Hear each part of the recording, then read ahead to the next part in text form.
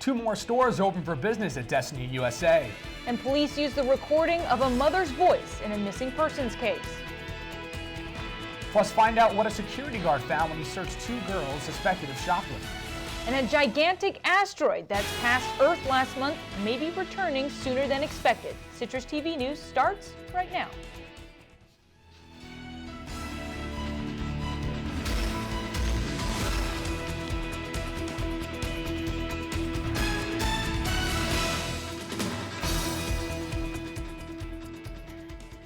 Good evening and welcome to Citrus TV News Live at 6. I'm John Tummino. And I'm Giles. SU students can now thank technology for making food shopping easier. That's our top story tonight.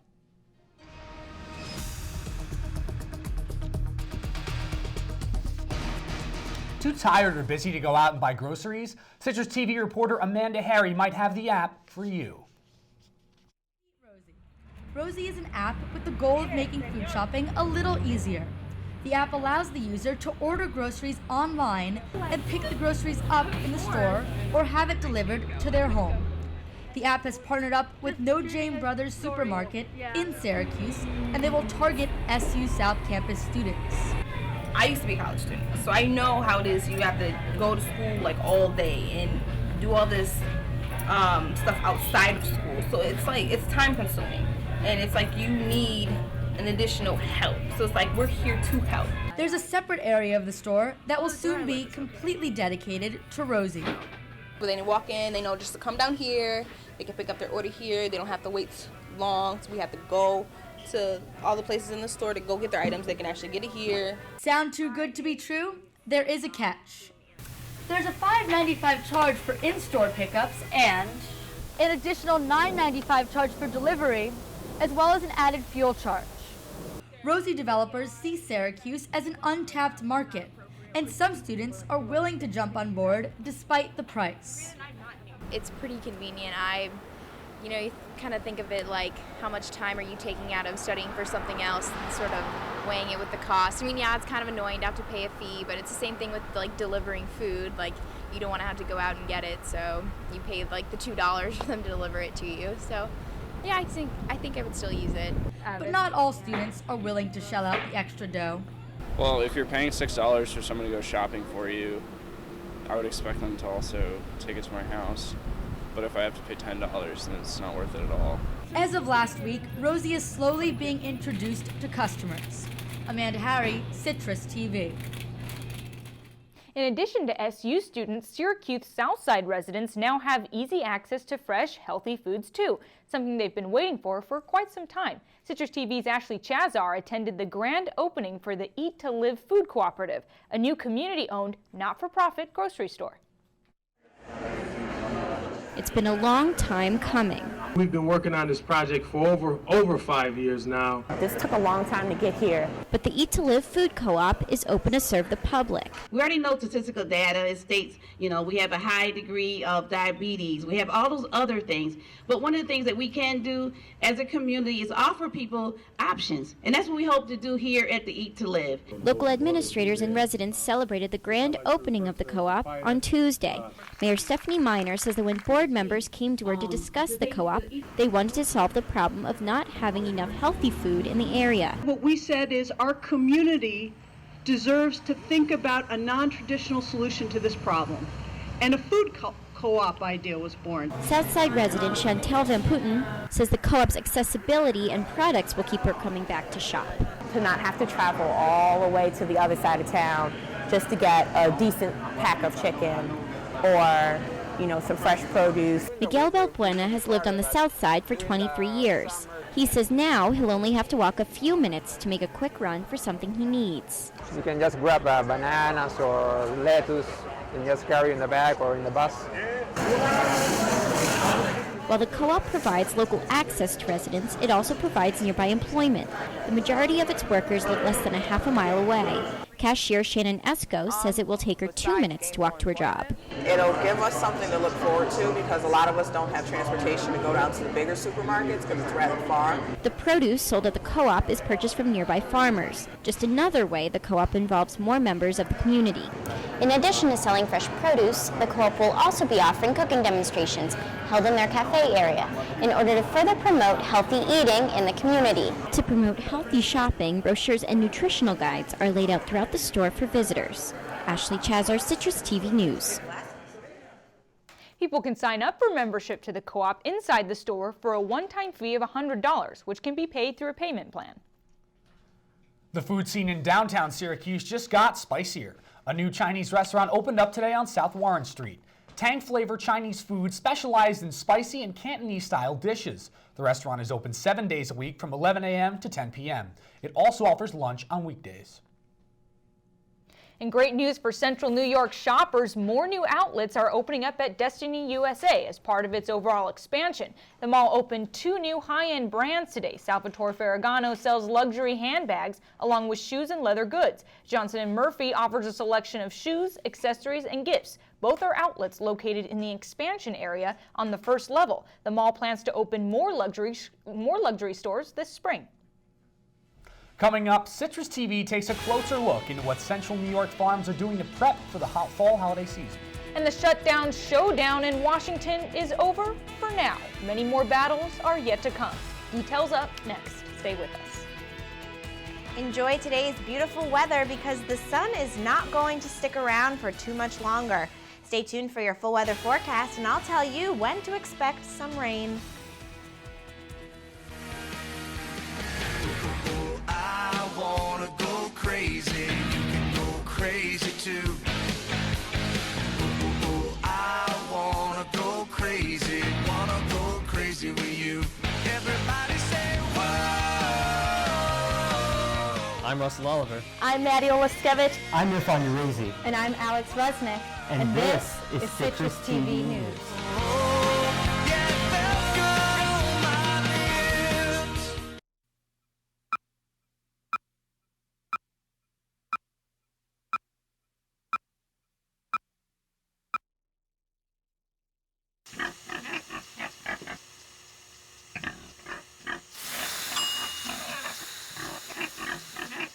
Cook foods to the right temperature using a food thermometer. 3,000 Americans will die from food poisoning this year. Check your steps at foodsafety.gov.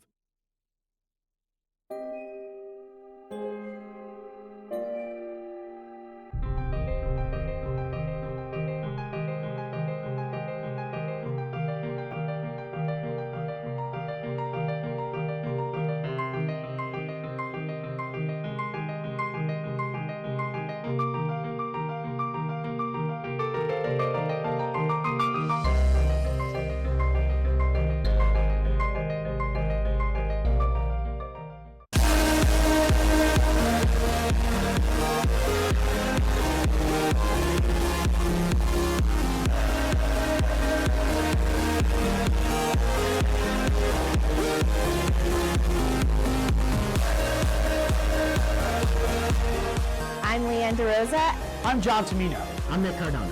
And I'm Chris Wilner. And this is Citrus TV.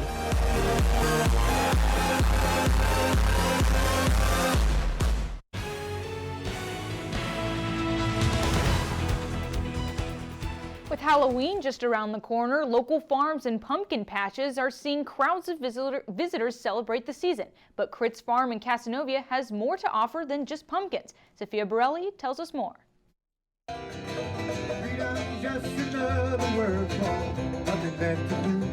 Live music. It's a nice place and we come every year to get family atmosphere.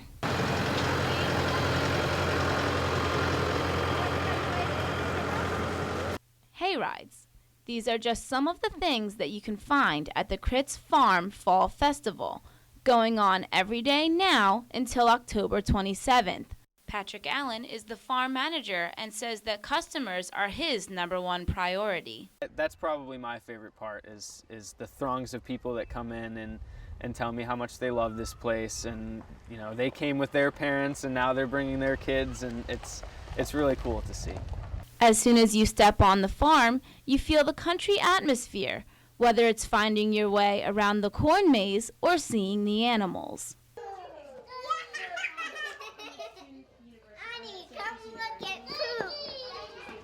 The line is out the door for the sweet apple cider, which is pressed and bottled right there in front of you. Just in time for Halloween, the pumpkin patch is a great place for kids and adults to pick their perfect pumpkin to decorate for the spooky holiday. Patrick says that this farm is unique because it has something here for everyone. The live music is kind of a staple of the festival here. It just helps keep people entertained and keep that farm vibe going all day.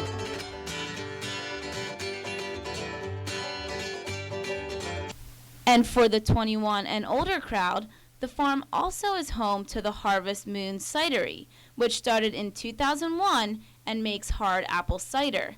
You can sample some of the different flavors for only $5. Some people already know their favorites.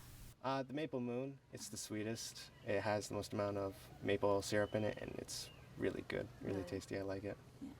The farm hosts on average 10,000 people in one weekend.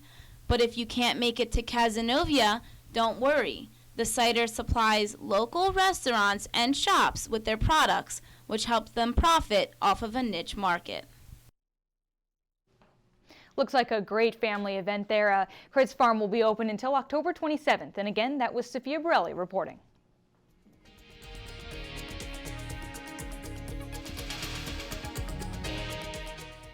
National parks and landmarks reopened today for the first time since the government shutdown ended. The shutdown cost the economy $24 billion, but now the government is trying to refocus its approach to get business done in Washington. President Obama has spoken about a list of topics Washington will be working on achieving before the end of the calendar year. So, passing a budget, immigration reform, farm bill. Those are three specific things that would make a huge difference in our economy right now. And we could get them done by the end of the year if our focus is on what's good for the American people. The government will also need to come to a consensus on Obamacare before January. A Long Island mother is using her voice to find her missing son. On a police car loudspeaker, a recording of Avante Okadano's mother calls for him, urging her autistic son to follow her directions. She asks him to come towards one of the police cars searching the streets. Oquendo has been missing since October 4th when he ran out of his school in a Long Island city. As Avante is unable to communicate verbally, police are hoping the sound of his mother's voice will lead him to the police. The reward for his safe return grew this week to $77,500. And a security guard at a Victoria's Secret store in Manhattan found something unexpected in a bag search: a dead fetus. The security guard came upon the fetus after searching two of the bags of two 17-year-old girls suspected for shoplifting. One of the girls said she delivered the baby a day earlier and did not know what to do with it. An autopsy will reveal whether or not the baby was stillborn or died after birth. And coming up, the latest in international news: Saudi Arabia rejects a prize seat on the UN Council. Also up next, your weather forecast for this weekend. Rain, clouds, sun, we'll see it all. Stay tuned. I wanna go crazy, you can go crazy too. I wanna go crazy with you. Everybody say whoa. I'm Russell Oliver. I'm Maddie Olaskevich. I'm Irfan Urazi. And I'm Alex Rusnick. And this is Citrus TV News.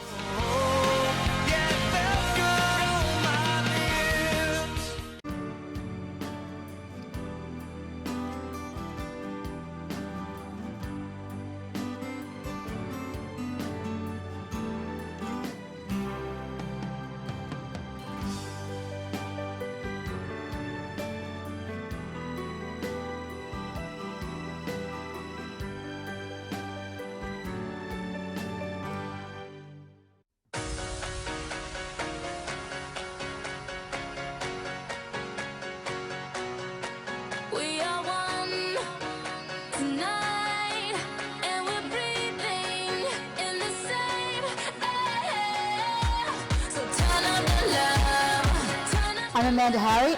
I'm Rachel Walsky. I'm Chris Womack. And I'm Anna Giles. And this is Citrus TV.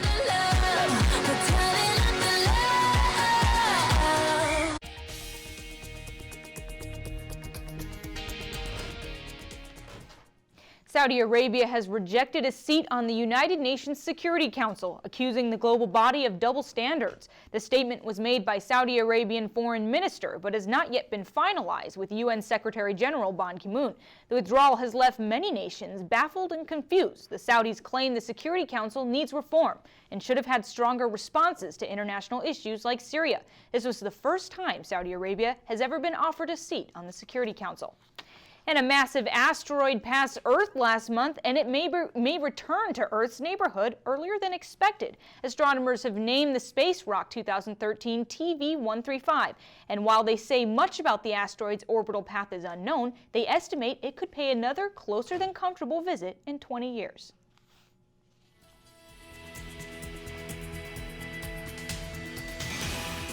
Now we'll look at your weekend forecast with Leanne DeRosa. So we'll be seeing some cooler temperatures this weekend, Leanne?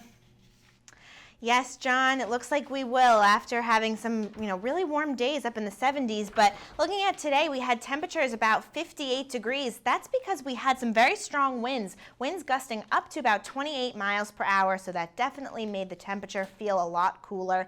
We had a little bit of sun that warmed some things up, but not as much because those wind gusts were so strong. Moving on to tonight, you could see that our wind will lessen. It'll be about 10 to 15 miles per hour on a mostly clear evening, but again, the temperatures will be dropping at night to a low of about 46.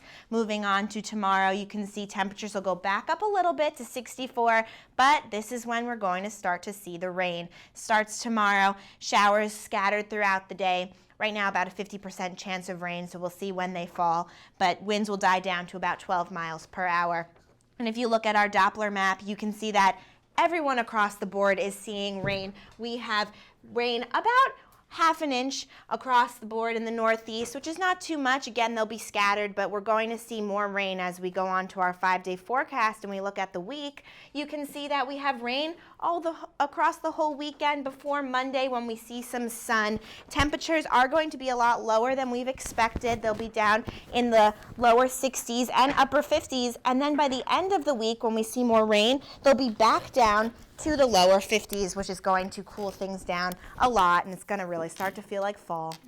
Thanks, Leanne. It's interesting. This weekend we're going to see rain, sunshine, wind, everything. Is it usual for this time of year? It's usual, especially for Syracuse, too, because we see a lot of different weather patterns, and now that temperatures are going to drop, they're going to be consistent, and we're going to start to feel those fall, gloomy days that we're kind of used to. So we've been lucky with the 70-degree sun. Looking ahead to Halloween, is there anything we can expect for that? Well, right now it's still a little bit early. I know some people will be celebrating Halloween next weekend, a little bit early since Halloween falls on a Thursday, I believe, this year. So next weekend, temperatures are going to be in the upper 40s to lower 50s, and hopefully we'll see sun. Excellent. But we'll wait for actual Halloween. We'll see. All right. Thanks so much, Leanne. And now Bobby Kravitsky is here with sports. Thanks, John. Up next in sports, we have plenty of football to talk about. Of course, the race for the pennant in baseball, and the Orange will be hitting the hardwood in front of tens of thousands of screaming fans. Stay locked in right here to Citrus TV.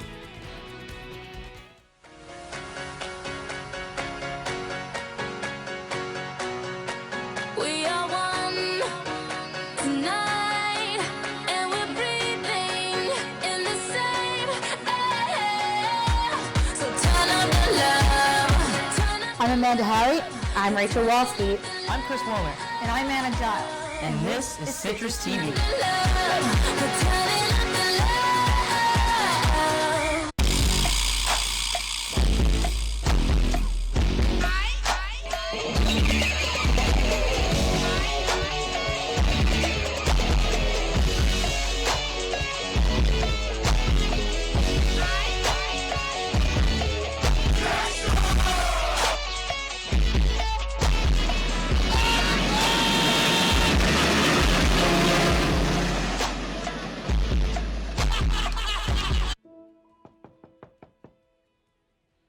It begins innocently enough.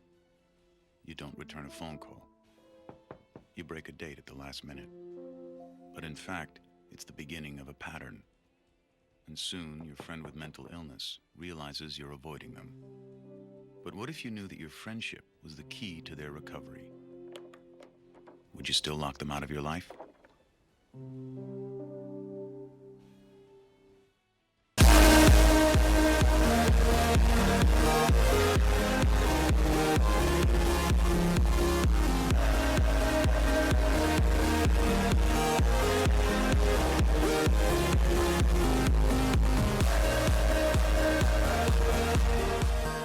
Samantha Rosa. I'm John Tummino. I'm Nick Cardona. And I'm Chris Wilner. And this is Citrus TV.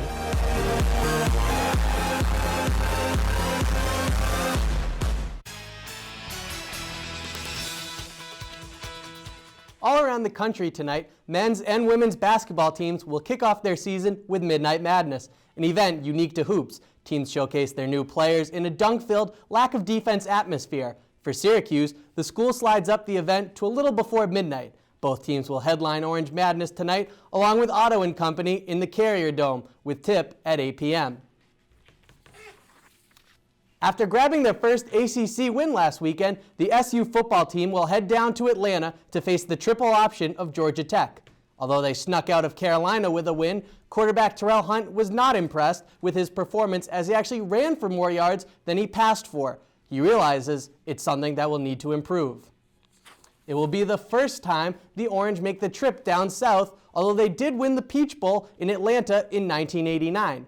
Kickoff between the conference foes is set for 12:30, and the game can be found on the ACC network, or you can listen in on WAER radio. ACC football didn't have to wait until the weekend to catch some of action as number 10 ranked Miami took on North Carolina last night in what Tar Heel fans referred to as Zero Dark Thursday. UNC looking to pull off the upset. Here's Thomas Moore's 60 field goal. It's blocked by Ladarius Gunter, who scoops it up. 67-yard touchdown for the U. They lead it 13-7 here in the second quarter. They're fired up, but UNC would respond. Here's Bryn Renner hooking up with Quinshaw Davis. 20-yard score for the Heels. They're thinking upset. 14-13 lead here late in the second quarter. Fourth quarter now with the Tar Heels so close to accomplishing that feat.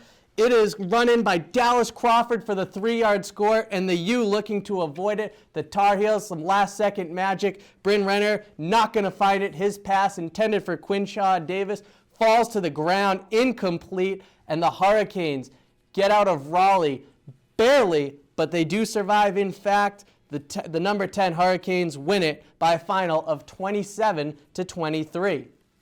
In other news, the NFL tosses around the pigskin on Thursday nights, and the last time the Seahawks and Cardinals met, Seattle prevailed in blowout fashion, winning 58-0.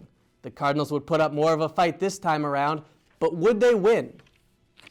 We'll find out right now as there you see Pete Carroll taking on Carson Palmer, who he coached back in the days at USC. Russell Wilson rolling out. He's going to find Kellen Davis for the 1-yard score. Seattle on top 24-13. Next Arizona possession, Palmer picked off by Brandon Browner. You can see he's leaning forward as he runs, and that's going to make it easier for the turf monster to get him.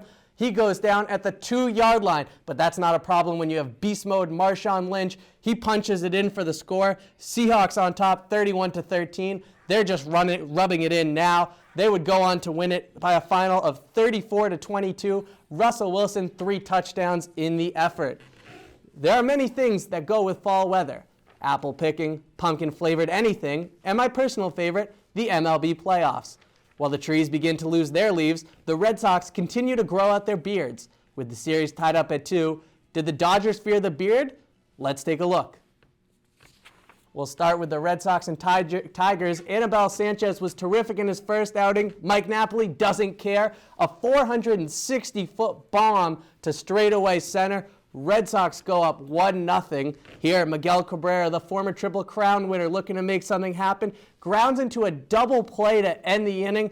The Tigers, however, would get a run on the play. They close the gap to 4-3. Bottom 9th, Koji Uehara looking for a 5-out save, and he gets it as Jose Iglesias, the former Red Sox, flies out to Dustin Pedroia to end it. Red Sox take it 4-3. They now lead the series 3-2 with Game 6 tomorrow night in Fenway. As for the Cardinals and Dodgers, the Cardinals lead that series by a score of 3-2 right now, and they play tonight in Game 6. The matchup features Clayton Kershaw against Michael Wacha. As you saw in the American League, Boston jumped ahead by a game and will take the lead back to Fenway. I'll tell you, these are two extremely tightly contested matchups, these two games. What do you think is going to be the eventual matchup in the World Series? Well, the Red Sox definitely don't want to see a Game 7 against Justin Verlander, and with the momentum they have going back to Fenway, I think they're able to close it out. And then looking in the National League, I think that Clayton Kershaw is able to get the victory tonight, but ultimately the Cardinals at home in Game 7 is who I'm going with. And Bobby, you mentioned Terrell Hunt was having some problems. And, you know, is there a chance that for the next game he'll be able to fix this? I mean, what are some things he needs to do? Well, Georgia Tech has struggled defensively, and like he said, he needs to look to pass first. He's been running a bit too much ever since the Clemson game. I really think he put a little less trust in his offense. He needs to just trust the system and the play calling and trust that his receivers are going to get open. Well, excellent. Thank you so much, Bobby. Absolutely. After the break, hundreds of thousands of Toyotas recalled due to spider webs. And don't go away. I wanna go crazy. You can go crazy too. I wanna go crazy. Wanna go crazy with you. Everybody say whoa. I'm Russell Oliver. I'm Maddie Olaskevich. I'm Irfan Urazi. And I'm Alex Resnick. And this is Citrus TV News.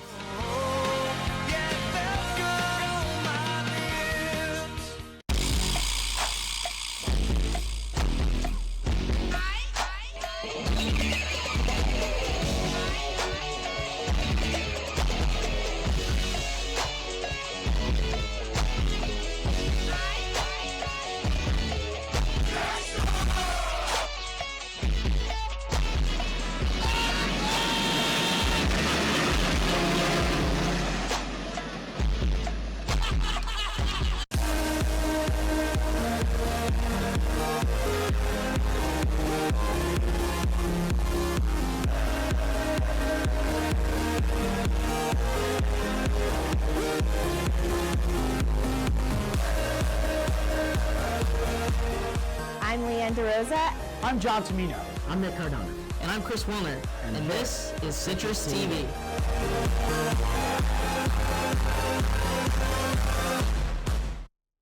And what kind of weather can we expect when we wake up tomorrow? Well, unfortunately, we're going to expect some rain. So temperatures will be probably in the mid-60s, but showers will be scattered throughout the day. And we had some of that wind today. Are we going to see any of that tomorrow or into the weekend?